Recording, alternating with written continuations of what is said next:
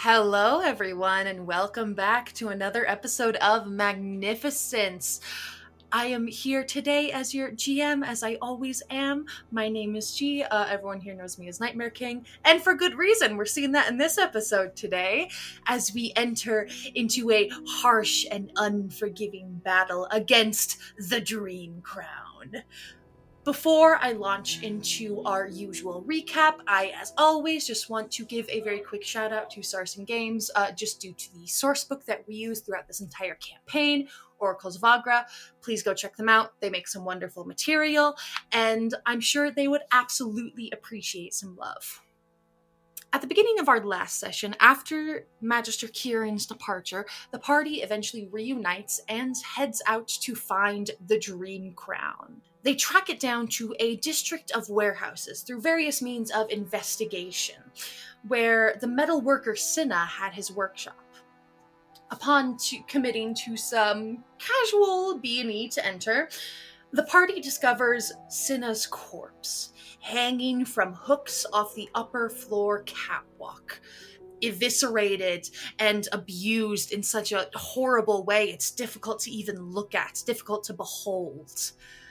Downstairs, Suda creeps down to discover the Dreamcrown itself, in a room with a burning forge, piles of scrap metal and armor and weaponry, things that can be melted down surrounding it. We learn that the Dreamcrown has taken Cinna's name for themselves, and that they want to return home to Athen Cleary more than anything, but they fear going outside. Alina, taking a step forward, offering to help Cinna return to Athen, takes a moment to try to understand, try to sympathize. Takes Cinna's outstretched metallic hand and hears instantly terror-filled screaming in her head as the Dreamcrown tries to overtake her will. She hangs onto her own mind barely and tries to reflect the enchantment back at Cinna, but feels the spell slide completely harmlessly off the automaton's consciousness. And with such a move being interpreted as aggressive against a creature that is already terrified of this party, we start our next session by having everyone roll initiative. Let's go! We have been waiting so long to roll this initiative. Yeah. Also, sorry folks, I didn't realize that my thing was what made us go into initiative. That was not my intent. It was gonna happen, probably. It was inevitable. Yeah. Honestly, it was gonna happen. Yeah. And this was a very, very cool moment for it to happen. This is a caged, terrified animal. Anything you do is gonna set it off. Worst thing for me to roll it on, natural 20. That's 24 for Owen. All right. So we'll go from top to bottom. So 24 for Olwyn. Anyone else over 20? 22 for Carrie. 22 for Carrie. Beautiful. 15 to 20. 20 for Elena. 20 for Elena. 15 to 10. 12 for Suda. Beautiful. 10 to 5. 8 9 for Kuvos. Oh. 8 Wizards! For Kuvos. Hey, wizards! 8 for Kuvos and 9 for Sage. Okay. Let me go ahead and roll initiative for our automaton friend. All right. Okay. Predictably, as we would expect, Olwen, you are up first, my friend. So, just to give a bit of insight into what Olwen is witnessing, you see this whole exchange between Suda and Cinna and Alina stepping forward, and Cinna just being extremely agitated and fearful, insisting that they need to leave, they need to go home, they need to do this, and Alina, in trying to calm them down in some type of way, takes their hand, but whatever it was trying to do doesn't seem to quite work. So they are suddenly like tensing up, becoming aggressive. You see just, though it is inhuman, it's human-like enough. You see it's tensing up and moving away, like moving its arm back. You know it's about to go down. You know immediately that it has become aggressive. I think the first thing that Olwen is going to do, sort of seeing this happen, is he's going to pull out his short swords, get really low, and in a sprint rush towards Elena and Senna. And Olwen is going to yell out. Olwen's going to yell out to Elena, "Get out of the way, you silver spoon idiot!" And he's going to kick Elena in the stomach to push them away from Senna. Ow! Maybe. A classic. A classic, just like old times. Amazing. Yeah, this is an Olwen special. So, Ooh. absolutely. We're gonna call this a good old shove. This is gonna be a straight up shove attack against Elena to like forcibly, you're moving her out of the way, of course. Yeah. Alina, I'll let you choose, since it's PC against PC, I'll let you choose if you just want to fall back and let it happen or put up any kind of resistance to this. I want to see what he rolls. Yeah. Oh, and let's have you roll and see. Okay. Alina takes damage. Yeah, no, I'm... That is a 12. 12 does not beat my armor class. Oh, this is a contest. Oh, is it contested or is it? Yeah. Oh, sorry. Yeah, just straight up athletics. Yeah, which dice? That'll be this one. I think I'm still gonna beat it because I rolled a 13. So it'd be a straight 13. Alina does not move. You just kick her in the stomach for no reason. Senna's still I'm gonna like say- grasping her hand really hard too. I'm gonna say for that moment that like I reached out to Senna reached out to me, like we were both grasping hands. So I'll say that your kick hits and Elena, like she jerks and almost tries to pull back, like her arm goes extended, but they stay connected. This hasn't broken the connection between them yet. Cinna is holding on tight. Okay. Bonus action. Owen's going to like click his tongue, seeing that like the two didn't separate from that. He's going to grab a handful of seeds from his pocket, crush them in his hands as roots begin to form on the outside of his glove, and he's going to begin an incantation. Almost like he doesn't typically do this. Owen's spellcasting tends to be like relatively quick, but for some reason this time it's like slow. He's like thinking about something, and he's going to begin to say, "Brambles, shelter prey," and he's going to end his turn there as I cast Ensnaring Strike. Okay, wonderful. At the end of your turn, you are right up next to both Cinna and Alina, who are still intertwined, locked hands together. Carrie, you are up next. Word. All right, this looks chaotic and terrible, and we have a mission, and it's to bring this thing back. I'm a little more concerned about us staying alive while we do so. So we're just gonna pull out those short swords and start stabbing. I will run to join the melee. Yes, get right up on sort of like the other side of Cinna, holding Elena on one side, Olwen having just run up to sort of, forcibly kick Elena out of the way. I'll run around to the other side of Cinna so that there's still some wiggle room, and I'll let's take a little swing here with the sword. 19 to hit. 19 does in fact hit. You had me nervous there for a second, G. Barely. Yoinks. Okay. So yeah, we're short sword, and then I get sneak attack. Nice. 18 points of 18. damage. All right.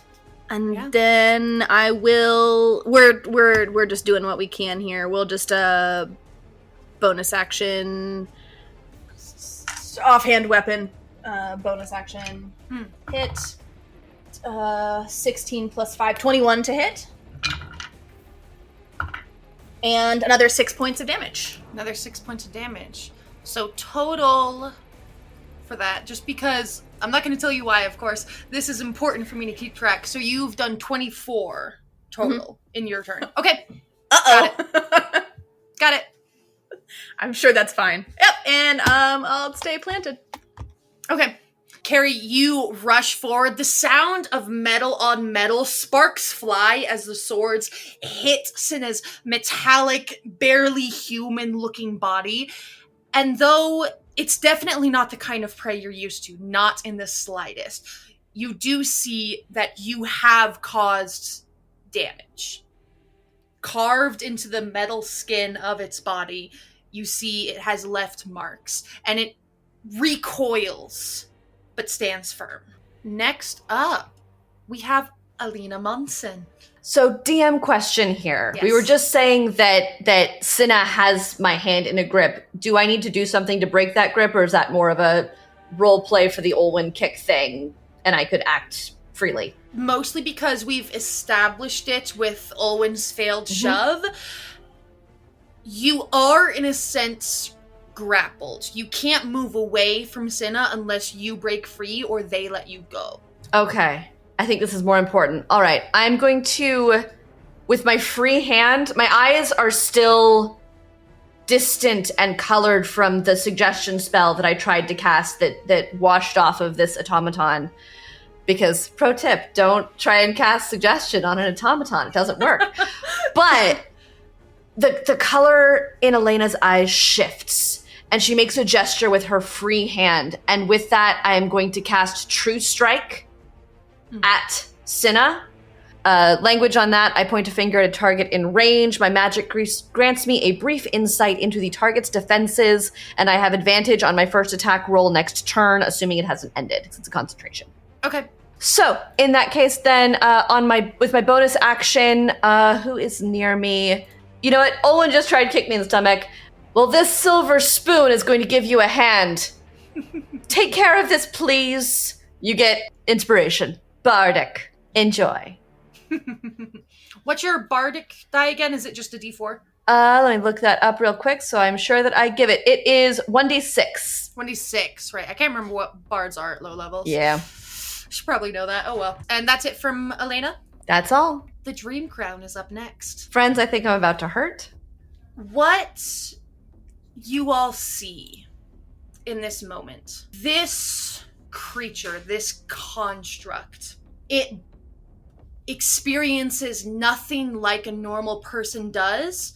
The best way to describe its behavior as it moves, as its turn begins, is this creature enters a rage. You see its arms contort and twist and click as it pulls into itself before expanding. You see the metal that has been haphazardly forged onto its body to stitch together old wounds begins to pop off as it seems to its body just bending and clicking as it moves in unnatural ways. And you hear, all of you, deep in your heads as it lets out just a sound of equal parts fear and anger.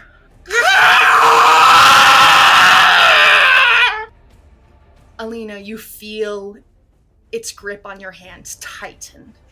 It's going to make an attack against you, Alina, first off. I mean, I figured. Ooh, baby. So its first attack, does a 25 hit you? I mean, you know, yeah, probably. Maybe. Yeah. Since you are grappled, I'm sorry to say it is worse. Do I use silvery barbs on this? No. You are first going to take, let me add this up, 11 points of bludgeoning damage as it squeezes your hand and doesn't just strike you, pulls you from the ground over its head, slams you into the ground behind it. Just full like an angry ape, just into the ground. That's its first attack. Its second attack, now that you are on the ground, you are prone on the ground, Alina, but now that you are on the ground, it does let go of your hand to swing that same arm around to try to elbow Caradwin right next to it. Carrie, that's a 22. An attack roll, or is this a contested? This is an attack roll to just hit you. Okay. Yeah, that hits. And it is going to hit you. Ooh, that's good damage. It's going to hit you for 13 bludgeoning. Just straight elbow right to the side of the head. All right, mild concussion. I'm fine. I'm fine. Bad time. All right. That is its turn, though. It does not do much other than hit really fucking hard. So, the Dreamcrown throws Alina into the ground, turns, spins, and just hits Caradwin hard in the side of the head. That is the end of its turn. Next up, we have Suda. Okay. So, more mechanical question. Is it possible to do kind of a called shot to try and sever its arm holding Alina? That is a very... It's released me. Yeah, it has released. It has. It okay. let go of Elena to turn around and hit Caradwin now that Elena's prone on the ground. But just to give you an answer to that in general, that's a very good question. Do I have mechanics for that? Yes. Okay. All right. Well, then, in the case that it's not holding Elena at this moment, then there is no sense in proceeding with what I had in mind. Just with this chilling, silent calm that is less indicative of an emotion-filled containment, just simply void.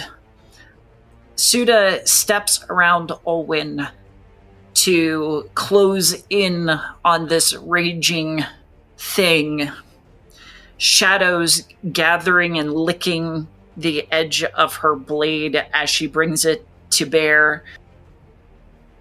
All minds must be free, and will strike the shadows, grasping at Senna. As a bonus action, I am casting Hexblade's Curse, which grants me 2 extra damage, and I can crit on a 19. And we'll see if the dice gods are nice to me today. Probably not. 15. Your blade glances off of their metal body. Okay. That's all for my turn.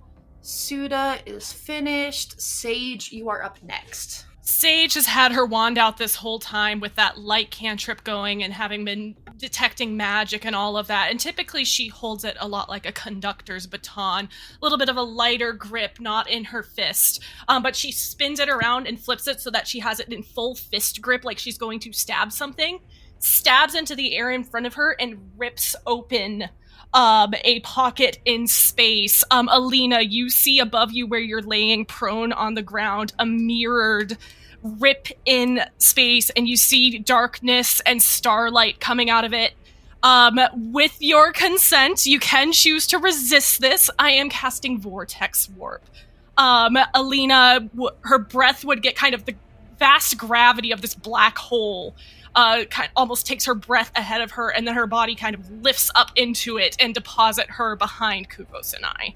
I think at first, as it forms, the stars reflect in Elena's eyes, and she looks kind of panicked, and she glances over towards the group, towards Sage, and makes contact, and there's this moment of, like, what's going on, and then realizing what's happening, and she does consent and lifts up and is deposited. Amazing. Yes. As for right now, I did use my action to cast a spell, so I do not have anything I'm going to do with my bonus action. I think we're going to stay put where we're at. Can I, turn around and just flavor-wise help Alina get up from prone? Yeah, it's... Since you're... Yeah. I have no fun explanation. Yeah, I don't care. Okay. Yeah, you're deposited there, and the void seals itself up, and Sage holds down a hand for you. Probably not the best time to be like offering a hand considering what happened like a half a second ago to you. But Elena does take it and gets to her feet. Thanks. That was interesting. I think Sage is very focused right now in this moment. Just barely not. She's keeping her eyes, once you're helped up, turns back around, keeps her eyes up, and has her wand out and at the ready in case something comes at us. Amazing turn. All right, Kuvos, you are up next. Okay, so Kuvos has gone from a level of curiosity with this thing to, this is going to hurt someone, we need to stop it now. So he's pulling out the big guns from the beginning, and everyone will watch as that familiar sort of tremor in the floor happens as he's pulling out the Maximilian's Earthen Grasp once again, and sort of deposits it almost... Seeing that Cinna is sort of in an open space in the center of the room, that everyone next to Cinna is going to watch that hand pop up from behind them and just attempt to grasp onto the metal and sort of hold them in place so that everyone else can gain an advantage while they're also... So for that, Cinna will have to make a strength saving throw, and that is a DC 14. I'll tell you this right now, has to roll pretty damn low to fail this. Mm-hmm. Succeeds. Okay.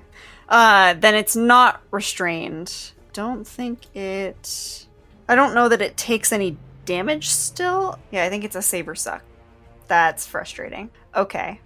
Oh, half as much damage on a successful one. Okay. So in that case, it does still take... 11 halved is Take 5, I believe. You can take the higher number. Okay, so then that would be 6 round points. up. I love rounding up for both players and enemies. Perfect. So that would be 6 points of bludgeoning damage that it takes as the hand still sort of crushes into the armor, though doesn't hold Cinna in place. Got it, yeah. Makes a sizable dent, but they easily slip out from underneath. Perfect. And that's going to be my whole turn here, as Kuvos is just staying in front of Alina, staying where he is, and keeping an eye on his friends in hopes that, yeah. All right. Wonderful. Olwyn, you are up next, back at the top of the round. Olwyn, still going through the motions of that incantation, is going to run to the right, jumping in between Senna and Carrie to stand where Alina was a moment ago.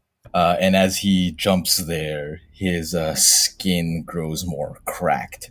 His eyes turn ruby-like. As a bonus action, I'm going to use Merge with Stone to cast Blade Ward as a bonus action. This is a racial feature, correct? Yes, this is from being a Genasi. Okay. Cinna cocks their head to the side. No face, but almost as a display of recognition. Oh. That's... that's sad. Oh my god, okay. As Olwen sort of locks eyes with this thing, and the brambles continue to grow around his arm, he's going to continue the incantation, as he says, "Brambles bind predators, and as roots dig beneath the soil, it holds together against torrential rain." And I would like to take the improvise action. Olwen is going to take his arm, now covered in that ensnaring strike, holding the sword, reinforced by the Blade Ward, and I would like to stab my arm into the gears and leave it there.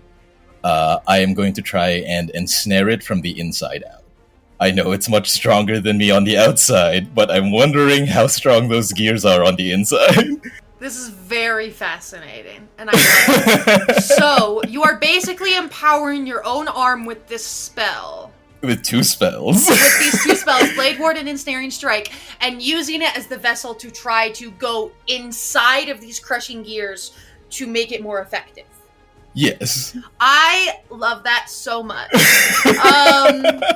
I will give you this. This is going to, in a way, grapple you. You will not be able to move away from Cinna. Oh yeah, no, But I'm stuck here. Cinna is going to roll with disadvantage due Okay. to this. Okay. So what is the save again? The save is strength, unfortunately. Okay. It is a DC 13. Okay. DC 13. And I need to make the attack roll first, which is why I moved here so that I can flank with Pseudo. Okay, wonderful. I think you can also flank with the hand. Oh, the yeah, hand that's is true. I could directly have behind Cinna. Oh, yeah. I could have flanked with the hand. Don't forget you have Bardic. Yes. Yeah. Okay. This is Well, a obviously, batshit insane I move. need love the advantage, so. it. Yes. Oh no. Okay. Even with all of that, that's 7 plus. Damn, with advantage, it's only 7. Yeah. 7 plus 6, 13 plus 1 from the Bardic. It's only 14, so I believe that will miss, but I can try again later because the spell stays. That will miss, yes. Okay. Okay. It is a glorious attack of total improvisation, but also just the fact of it's very much the natural versus the unnatural. This person that's such a force of nature using such a natural spell to strike against this abomination of man and god. It's a very poetic attack, I will say. I will also point out that Honestly, Andy, take a point of inspiration for that. I love that. I also want to point out that earlier this session we mentioned this thing had a metal hand strong enough to break stone. Guess what I just turned into? We'll see how that goes. Oh, I love it. I love it. Okay. Carrie, you are up next. Oh my god, dude, I'm nauseous already. So I think Carrie's still reeling a little from that blow to the head that fully hit them for 1/3 of their HP. So kind of holding onto their head, staggering backwards, I will bonus action disengage to move backwards, probably as far back as I can go. Just kind of getting away from this, not even consciously making that decision, I think. And then something inside sort of starts to roil, very similar to when we met those bandits and the night on the road. This sort of yawning feeling as though I am standing at the edge of something about to fall.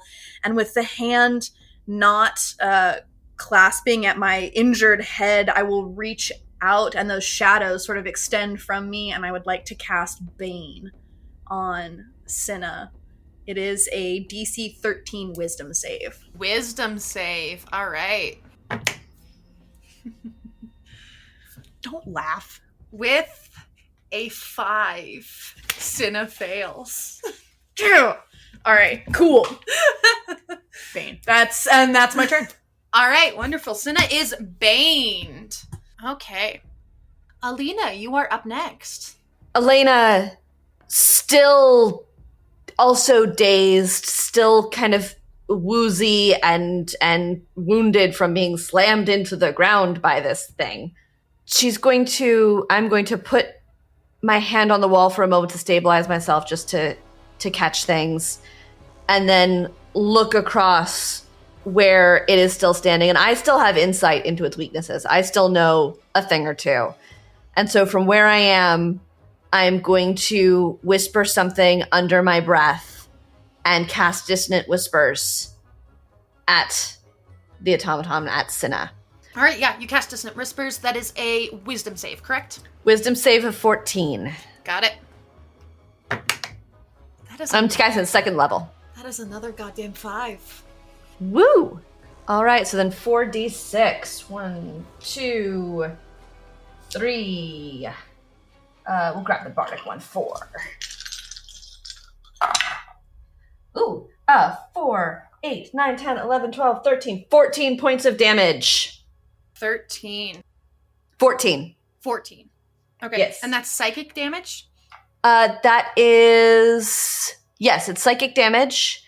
And it now needs to use its reaction, if available, to move as far as speed allows away from me.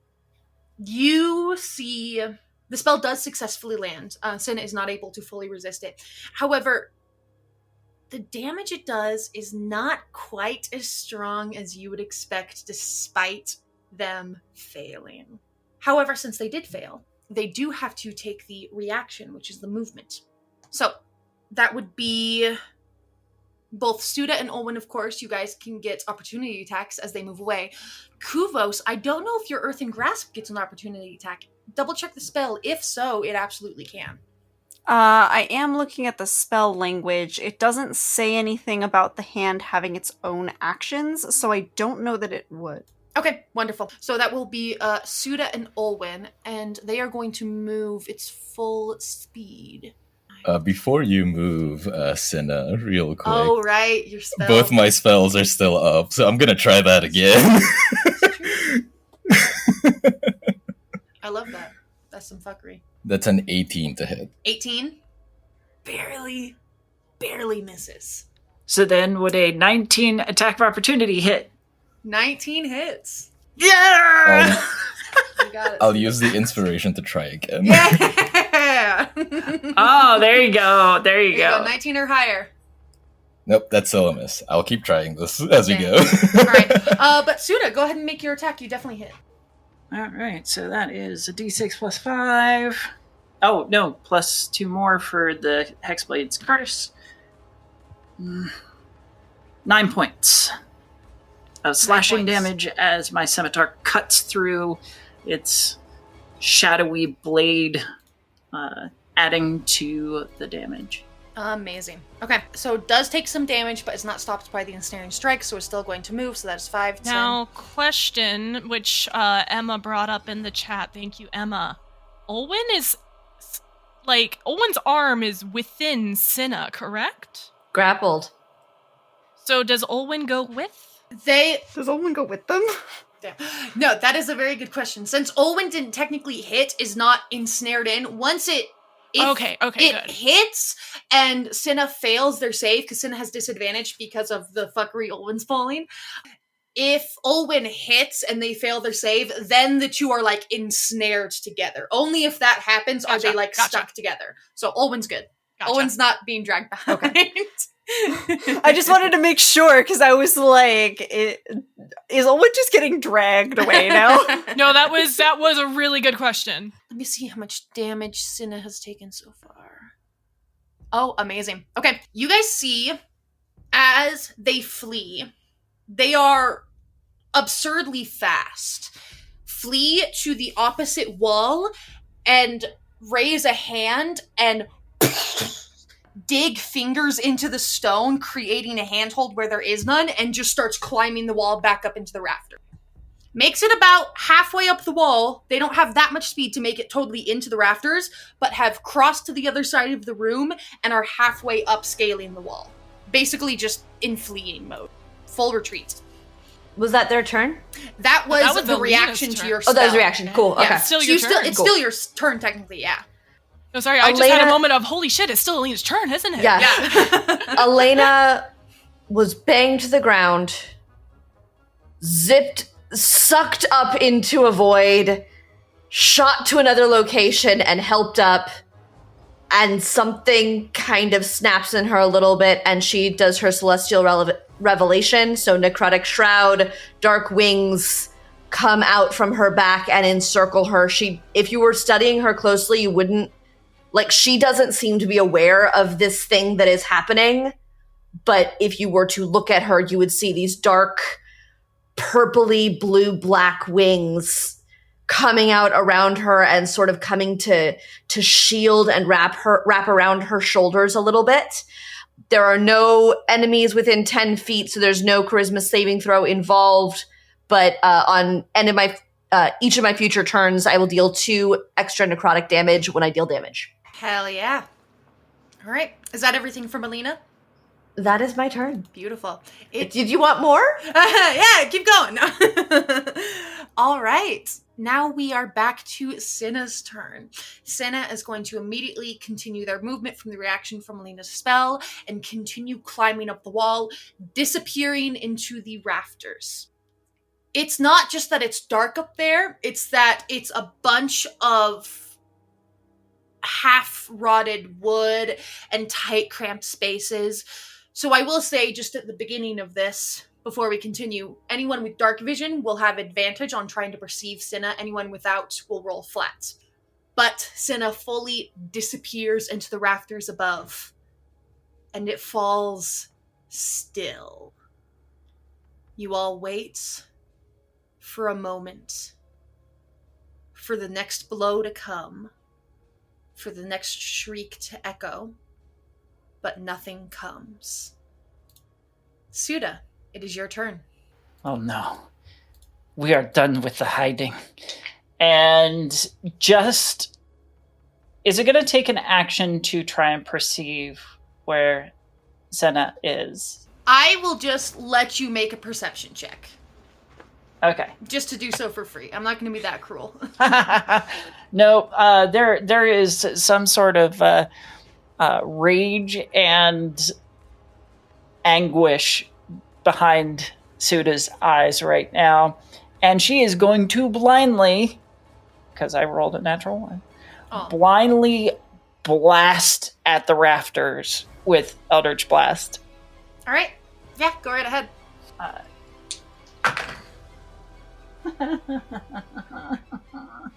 I rolled a 2 and that was 1 damage. So, yeah. A chunk of wood falls down.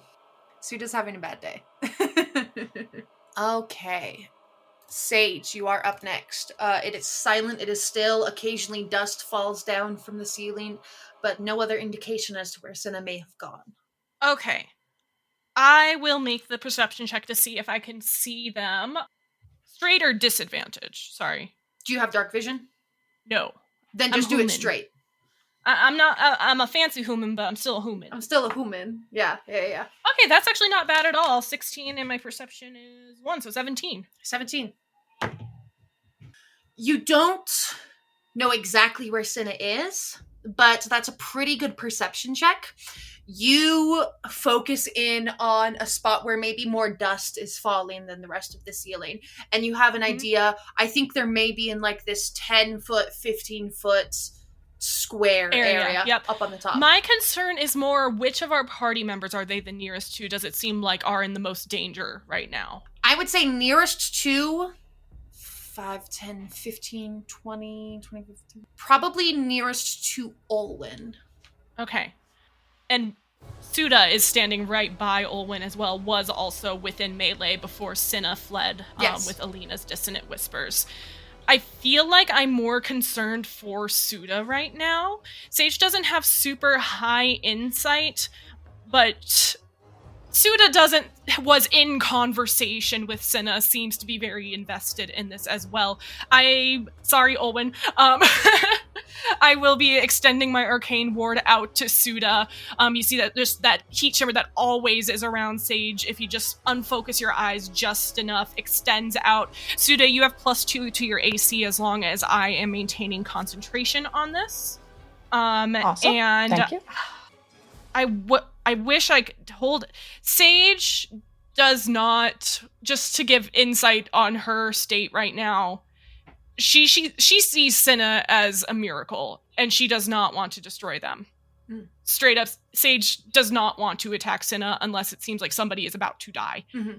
I would love to say I'm going to hold an action, but I'm not. That is going to be my turn. All right, yeah, absolutely. Kuvos, you are up next. Okay. I think Kuvos is intrigued by the fact that it has fled, but unlike Sage, he recognizes the danger this could pose to anybody, and at the most present moment, his friends, whether it's given time or not. So he is going to make that perception check to look for it, and he does have dark vision, so that means I get the advantage, correct? Yes, absolutely. Perfect. That's a natural 19. Ooh, baby. Plus 4 per perception, so 23 total. You peer up into the rafters, like looking across the bottom of a dark sea. and you spot the tiniest glint of firelights from the forge reflecting off of the shiny metal skin of the Dreamcrown as it is hunched and bent and contorted into itself, staring down at Suda. Okay.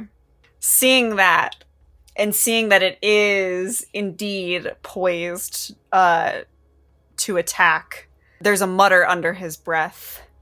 Oh, you're not getting that far. And reaches down, uncorks his water skin, and similar to what we've seen before, only a bit more aggressive, the water is pulled out, freezes into a dagger-like point, and he shoots it up into the rafters and casts Ice Knife at Cinna. So for Ice Knife, that is going to be a dex save, I believe, for... Well, I have to hit first, I think. Hang on. Yes, so I have to make the attack first. Mm-hmm. And that's... Oh boy. 8 plus 6 is 14, so I think that's a miss. Damn it. Unfortunately. But hit or miss, the shard then explodes, and then they need to make a dex save. Yep. And that's going to determine whether or not they take cold damage. What is your save DC? DC is 14. 14. Just fails. That is a 13. Perfect. Then they go ahead and take... As the shard explodes, they take 6 points of cold damage as ice begins to coat the rafters. Okay. Wonderful. Let me roll something else for our Dreamcrown here. So, having been spotted where they assumed they were hidden, getting hit with this ice knife, again, you all hear collectively in your heads as it yells out, "No, no, no, no, no, no, no, no, no, no, Athen, Athen, Athen, Athen, Athen, Athen, Athen!" As its hiding spot is revealed, but it holds firm. It seems to start to slip from the rafters, but holds tight. Okay. And Kuvos is just going to sort of grit his teeth. He's very conflicted right now, but is determined it's his friends over this thing. And that is going to be his turn. Okay, Olwyn, you are up next. With Kuvos having hit Cinna, you all are aware of where they are in the rafters now, so no perception checks are needed to locate. Okay, does it still look like it's going to go for Suda in like a second here? Now it just looks frazzled and surprised and scared. Now it just looks frazzled and surprised and scared. Yeah, isn't like looking at anyone in particular, it's just kind of like looking around wildly. Looking around wildly. And it recognized the racial spell. Why? Okay. I'm going to try something. And this might not work, but I'm going to try it anyway. Olwyn is going to, still gripping hard onto his sword, the spell sort of coursing through his body and his frame, is going to lower it ever so slightly. He's going to raise up his other hand as small, very small, almost weed-like little flowers begin to grow out of the stitches of his leather glove. And I am going to cast Druidcraft. And the harmless sensory effect I would like to choose is the scent of Athens' home. The smell of expensive tea and oil and grease from a workshop. A little tiny touch of incense to try to mask the smell. All of these rise up into the air. All of you smell it. Having been in Athen Cleary's home before, get that sense of familiarity. And you are definitely not the only ones. You see the Dreamcrown's scrambling pause for a moment as they stop, halt their movements. And again, no face, but their body language conveys so much. They still stand tense and harsh, rage-filled and afraid, but they cock their head to the side once again. You hear as the featureless face swivels to look towards you, Olwen. And as when you've all first discovered it, it begins to crawl slowly from the rafters, revealing itself to the light once more. And just edges a bit closer towards you, Olwen, still hanging from the rafters. But more so curious than anything. We're going to stay in initiative for now. But Cinna is not currently making attacks against any of you. They are sort of frozen in this state. So, Olwen, with that said, anything else on your turn since we're still in sort of this initiative order? I think Olwen is going to, as the scent is coming off of his hand, is going to gesture it forward. And this is a very specific gesture. Whereas when Alina or when Suda outstretch their hand, it's clearly to take someone else's hand. I am going to offer my hand in the gesture of the practice back home of resting someone's knuckles on my forehead. I'm just going to offer that. You see Cinna almost involuntarily crane their neck to tilt their head towards your hand in a very familiar way. They are behaving. The strange behavior of Cinna has thrown you off. This the most so, because they are behaving as someone of your home would. And you know for Cinna that is impossible. They do not emerge from the rafters, but do respond the way you would expect. I maintain that position and wait to see how they respond further. All right. Carrie, you are up next. This works really well because I had something Grace the player wanted to try, and Andy set it up really beautifully. So I think seeing the potential for de-escalation here, right? This thing we have come to track down is not necessarily an active combatant in this moment. Still, it's only been a few seconds, right? Still sort of in this weird liminal space of taking a blow to the head and feeling this energy move through her, smelling the smells of Athen Cleary's home and workshop. Carrie is going to cast Thaumaturgy, and I would like it to be Athen's voice just saying the word friends. With the smell of Athen's home wafting through this forge, you all hear, almost echoing off the walls, filling the space like a warm flame. Friends, friends, friends, friends, friends, friends. Athen Cleary's gentle voice. And Cinna definitely hears it too, but does not move their gaze, quote unquote, away from Olwen. Alina, anything from you? Elena is going to kind of maneuver around so that she's no longer directly behind Sage and Kuvos, and kind of moves to stand aside them and has a little bit better visibility. But otherwise, she's going to stay where she is.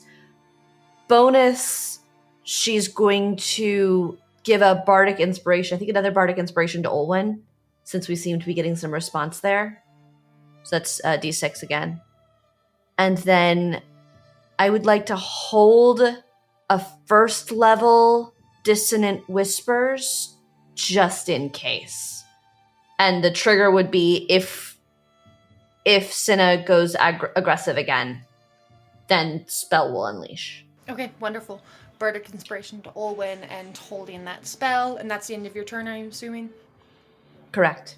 Okay, so Cinna is up next. Cinna has not moved since the sense of Athen's home erupted within the space,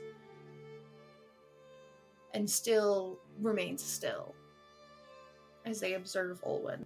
They slowly move further from the rafters, lower themselves down, hanging on by one hand until they hover just a few feet above the ground so they can drop themselves safely with a loud clank against the stone floor.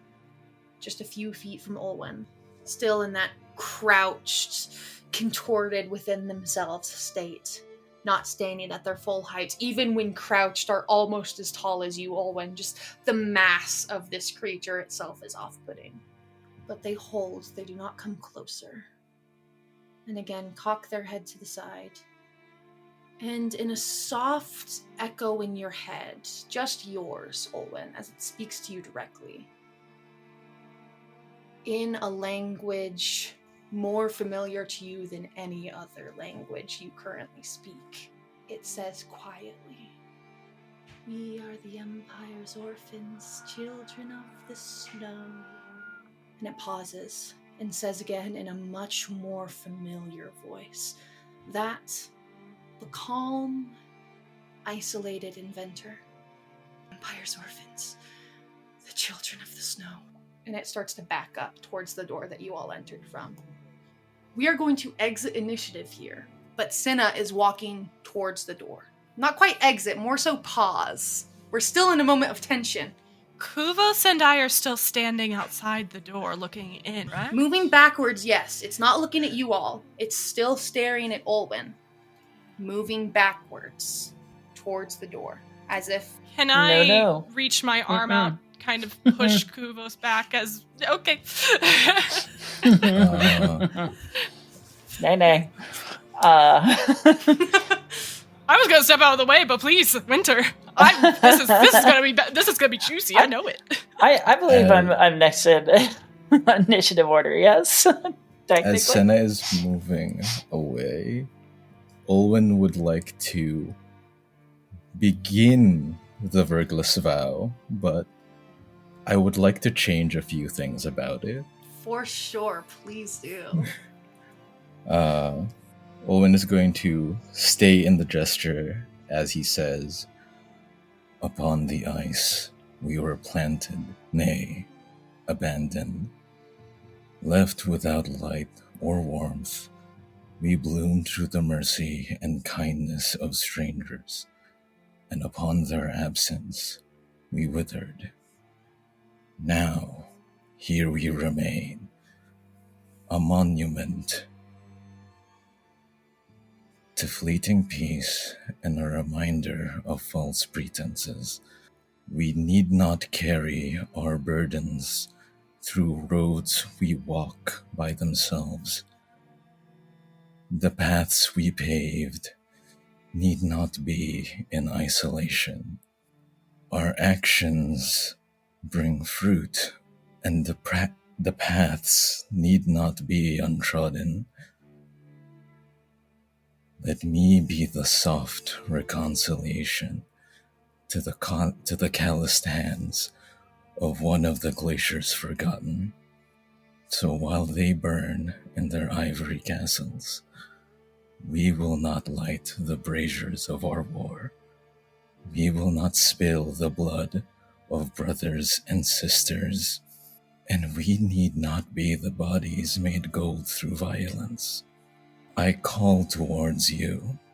You are of the Empire's orphans, of the children of the snow, and upon that frost, upon wherever you find yourselves, in success or failure, you will find home. So leave the darkness, come and step towards the light, for your life and death need not be anyone else's. I promise this to you. I promise this to ourselves. And I promise this to our kin. Today need not be the day you take your final breath. A couple things. The heat of this forge diminishes as Olwen speaks, as the cold radiating off of their skin substantially quells the heat to a noticeable degree. The frigid air surrounding Olwen now extends to all of you and makes you all shiver a bit. Olwen, I'm going to ask you to make a very important roll in front of Cinna right now. I'm going to ask you to make a persuasion check. You may do so with advantage. You have Bardic. You do have Bardic. The face that have- Andy is making right now because we know Olwen's charisma modifier. Do you still have DM inspiration? No, I used it. Oh, you used it. Can I give Olwen mine? No, that wouldn't work. That wouldn't work in universe. Sorry, so. yeah. Yeah. I almost wish I hadn't already given you inspiration this session so I can give it to you again. But I'm limiting myself.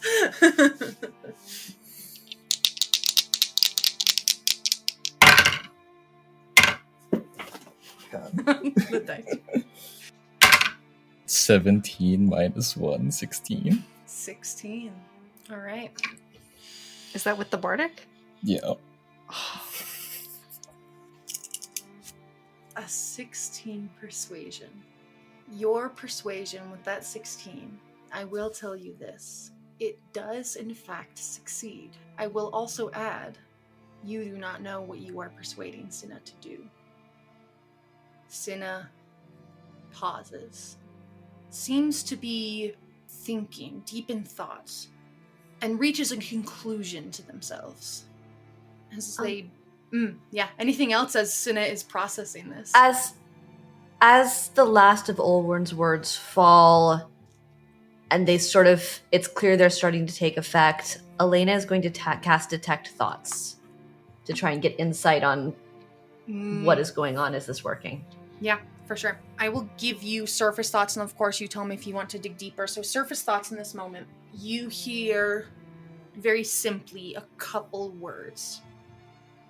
You hear her words, her words, her words, her words, her words, her words, her words. And then you hear a single word repeated quickly. Home, home, home, home, home, home, home, home, home, home, home. And you hear that repeated over and over and over and over again in the back of your head as Cinna begins to rise to their feet. Unless I'm stepping on anyone else. Hearing that, catching the rhythm of home, home, home, home, home, home, Elena's going to quietly call out, "Can we help you get home?" And make sure that when she says it, it's in time with one of his, or one of the words home in the back of their head, so it's like timed. Mm-hmm. May we help you get home? They haven't moved since they've gotten to their full height, standing on their feet, standing a bit shakily. It finally turns its blank face away from Olwen and swivels over to look towards Suda and pauses there for a moment, again cocking its head to the side. Suda, you don't know how to explain it, but you feel it's looking beyond your eyes, almost like it sees something else. Turns finally away from Suda to look at Elena as you speak up again, and slowly raises a hand, pointing again, but this time past you, at the stairs. Outside, outside, again, in everyone's mind, so everyone can now hear it. Outside, outside, outside. How is Kuvos reacting to this before I decide what I'm doing? Seeing what Olwen's doing, he's being very cautious. He still has concentration up on his hand. It only lasts for a minute, so he's let the rocks fall by this point, but he's still keeping that water skin open. I think he's watching carefully to see if Olwen succeeds and manages to do what he's intending. And if he doesn't, he's prepared to step in if need be. Andy, I truly respect your writing there.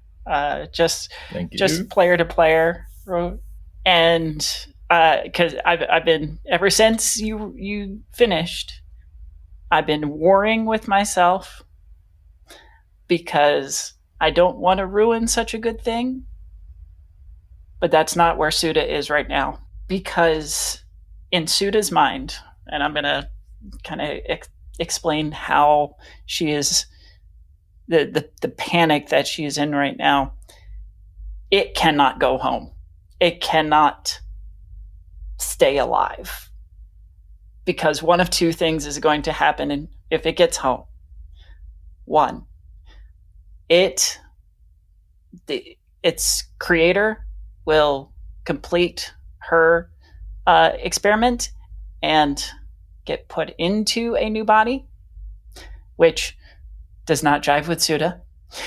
And B, or two, it's going to cause more damage and more death and such. So, as it turns away to talk about going outside, Suda is going to come up behind it and run it through. Please absolutely make me an attack roll with advantage. You're going straight through the center chest, right? Oh, yes. Okay. That is Good to know. a total of 24 for Absolutely. 13 points of damage. All right. Can I say when Sage go ahead. sees your blade with the shadows licking at the edges, presumably come out the other side, you feel that arcane ward just snap back to her. It is no longer on you. That is totally fair. Totally fair. Crazy I'm doing this for a second time this session. Unless you have anything else. Just as the blade runs through Senna, Suda is going to lean up as close as to its elongated neck as she can and just harshly whisper, "There is no home for us." Can't believe I'm doing this twice in the session, but a couple things happen. One, I think this is the most noticeable to everyone. The surprise of the blades coming through the front of Cinna's chest draws everyone's eyes to it immediately. It's a shocking thing. You all instinctually go to look at it. You see what is expected. There's a bit of black oil leaking out, some broken metal and gears that stick out the front. What is not as expected, the presence of a familiar red, chipped shards of a crystalline substance, where its heart should have been, having been partially destroyed due to Suda's sword going through its chest, chip and fall to the ground from the front. Another thing that happens is, Suda, you get it below a certain HP threshold with this hit. Thinking of how to narrate this next part. You all stare in complete, shocked silence for several long stretches. Cinna just as silent as all of you. Slowly, one of Cinna's hands comes up to touch its chest, feeling around the blade and the hole that has been created, as if confused as to what happened, feeling around as if there's an explanation in the now ruined cavern of its chest. They turn their head a total 180 to look at you, Suda. As they turn and cock their head to the side and just stare at you for a moment. As Cinna observes you, Suda, you hear all of you echoing through your minds, loud, threatening to burst your heads, as it echoes out, "Ethan!" It's going to make an attack against you, Suda. Yep, totally deserved. Does a 21 hit? Yes. Whoa, who would have thought? Not even a shield would help with that one. You are first going to take 14 points of bludgeoning damage as it swings up one hand and just punches you deep in the ribs. And then its second attack is going to be a 14 to hit. Rolled pretty low. That does not hit. 14, okay. With its second attack, it swings up another one of its arms to try to hit you again, but you're expecting this one. You block it. You catch it in your arm. You kind of make an arm block and you catch its fist. And it begins to shake and shudder as it fails that last hit. And almost as if powering down, sinks lower to the ground, going more into its crouched position. You still hear its body whirring with function, but you have to guess you destroyed something very important. And its functions are as it clicks and contorts and pulls within itself as it slumps on the ground and holds. It's not fully gone. More or less, it's been incapacitated in this moment. Then would it be too much to say that I'd like to finish it off?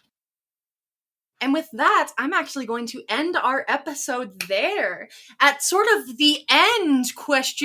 Of this fight. As your enemy has been more or less incapacitated at this point, its inner workings of its functions and its body still unknown to you, but you've gotten maybe a few more hints into where it's come from, what's powering it, what it's about. But that seems to have only brought on even more questions.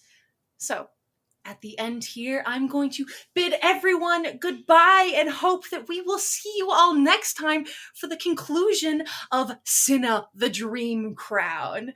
We'll see everyone next time. Bye-bye. Bye. Bye-bye. I do it every time. My tongue is